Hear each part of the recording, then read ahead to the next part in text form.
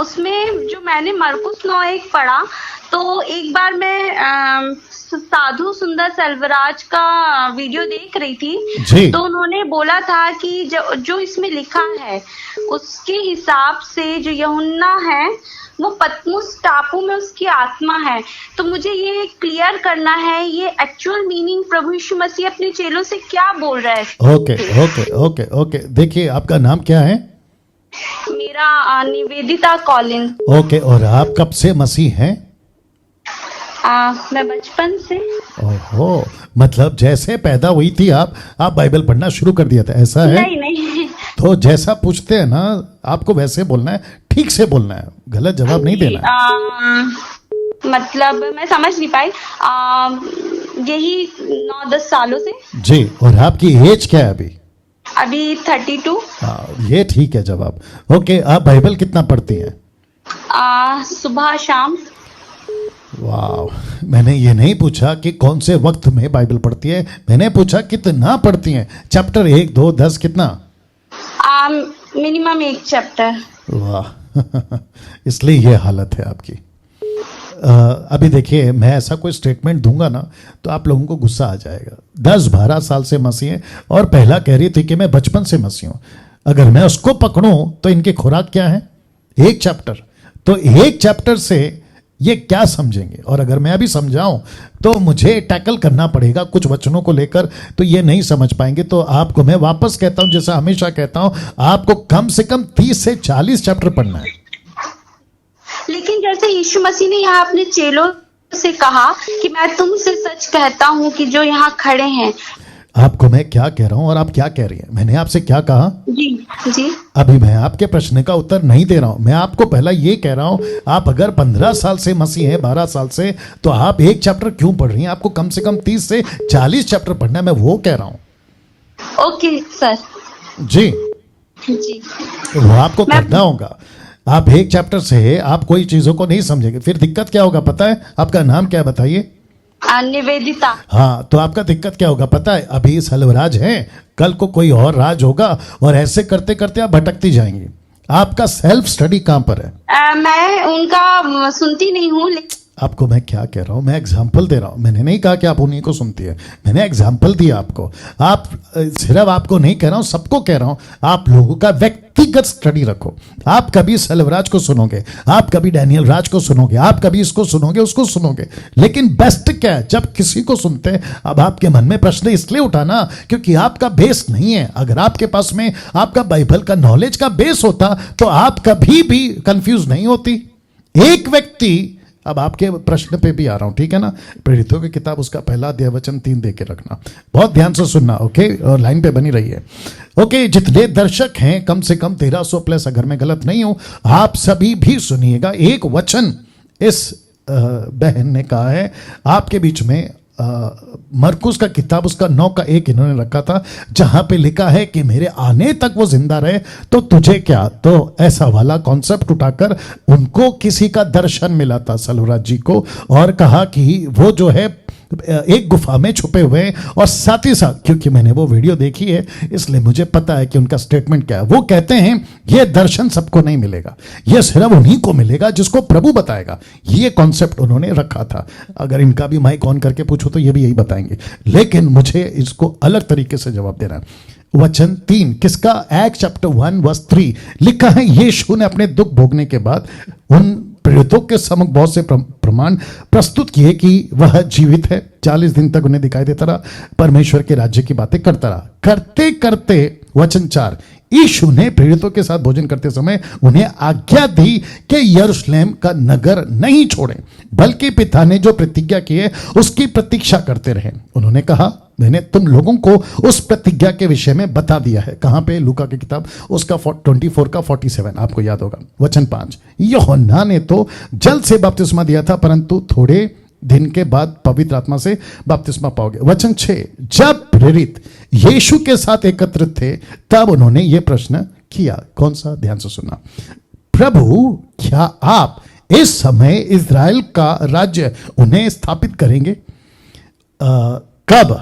बहुत ध्यान से सुनिएगा। क्या आप इस समय ओके, लड़की का नाम भूल गया मैं।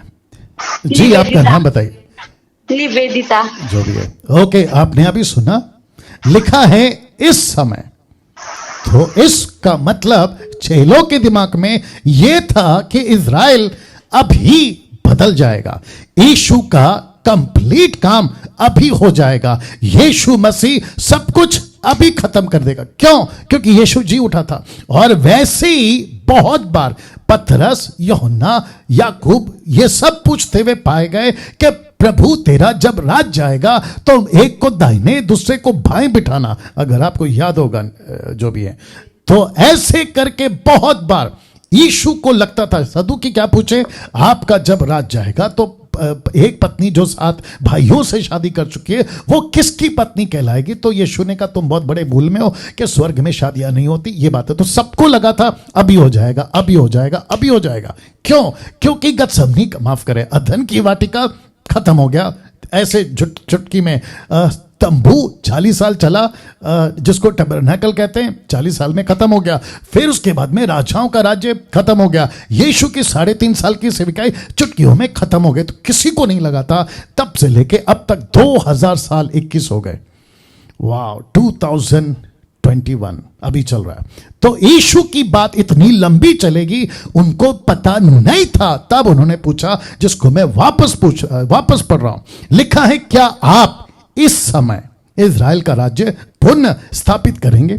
वचन 7, यीशु ने उत्तर दिया, पिता ने जो कल और निश्चय समय, माफ करें काल, नॉट कल, काल मतलब सीजन, लिखा है पिता ने जो काल और निश्चित समय अपने निजी अधिकार में रखें, उन्हें जानना तुम्हारा काम नहीं है, किंतु पवित्र आत्मा तुम पर आएगा और तुम्हें सामर्थ प्रदान करेगा और यरूशलेम, यहूदिया, समरिया, पृथ्वी की छोर तक तो मेरे गवाह होगे। ये कहा यीशु ने कि उसको जानना तुम्हारा काम नहीं है। तो इसका मतलब है कि सबको लगता था कि अभी हो जाएगा, अभी हो जाएगा, अभी हो जाएगा। अब बात करते हैं, इसको रखकर, ये बेस है, बात करते हैं यूहन्ना की, जो पूछा गया कि इसका कब तक जिंदा रह सकता है? ये मेरे आने तक जिंदा रहे। इसका मतलब ये नहीं है कि यीशु कह रहा है कि जैसे ही मैं तीसरे दिन जी उठूंगा, इसको मैं इज़राइल को राज्य फेर दूंगा, सब कुछ सेटल हो जाएगा। ये ऐसा उनके दिमाग में था। उस कॉन्सेप्ट में पूछा तो यीशु ने नहीं कहा कि ये अभी होगा।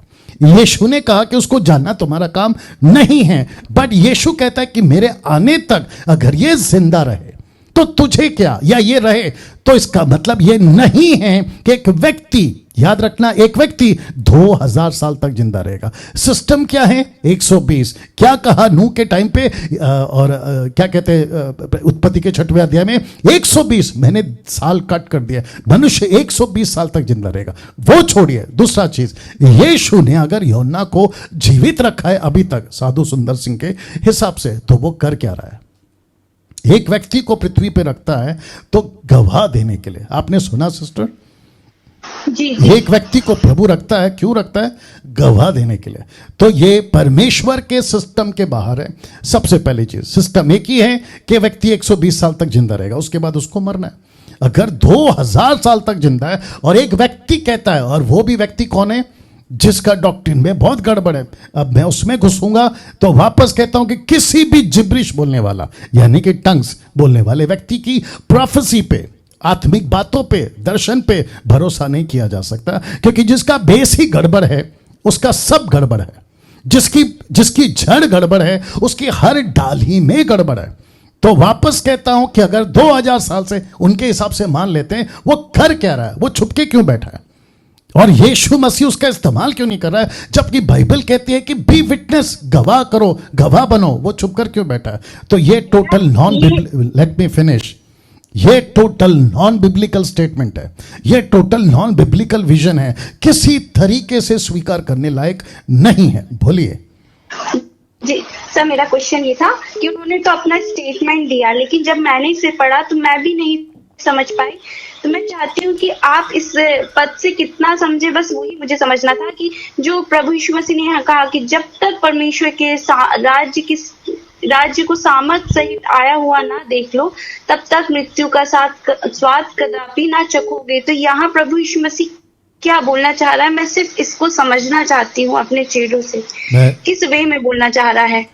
आपको मैंने जो अभी इतना लंबा चौड़ा बेस बना के बोला ना कि चेलों को लगता था कि अभी सब कुछ हो जाएगा, आपको पहला वो समझना है कि तभी सब कुछ नहीं होगा। उनको लगता था कि अभी सब कुछ हो जाएगा। तो यीशु मसीह ने ये नहीं कहा। अब आपके लिए मैं पढ़ दे रहा हूं वापस से। यीशु ने यह भी कहा, मैं तुमसे सच कहता हूं यहां खड़े लोगों में से कुछ ऐसे लोग हैं जो जब तक मृत्यु का स्वाद ना चखें, जो तब तक मृत्यु का स्वाद ना चखे जब तक वे परमेश्वर का राज्य सामर्थ के साथ आया हुआ ना देख ले। तो कौन सा राज्य? अब यहां पे नहीं लिखा ना अंत का राज्य। अच्छा, इसका ट्रांसलेशन जी, चेंज जी, करो जी। जी। Wait, let me finish. उसका ट्रांसलेशन चेंज करो, अलग ट्रांसलेशन है वो जी। वापस आते हैं। यीशु ने नहीं कहा ना कि कौन सा राज्य। जी जी जी जी, तो यीशु का जी उठने का राज्य, यीशु के वापस जो कलीसिया को स्थापना करना है उसका राज्य, ये भी तो हो सकता है। लेकिन सटीक वहां पे नहीं लिखा है कि आपका जो है अंत के दिनों तक ये जिंदा रहेगा, ऐसा स्टेटमेंट नहीं है। तो इसको कहते हैं ट्विस्ट करके पेश करना। तो वचन को ट्विस्ट नहीं कर सकते। बोलिए। जी, थैंक यू सर। बस ये आपने जो समझाया वो मुझे समझ में आ गया कि सिर्फ इसमें राज्य लिखा है जी। वो। जी, मैं समझ गई सर, थैंक जी, यू। तो वापस कहना चाहता हूं कि आपकी बाइबल स्टडी को आपको मजबूत करना है, ठीक है? जी, थैंक यू सर।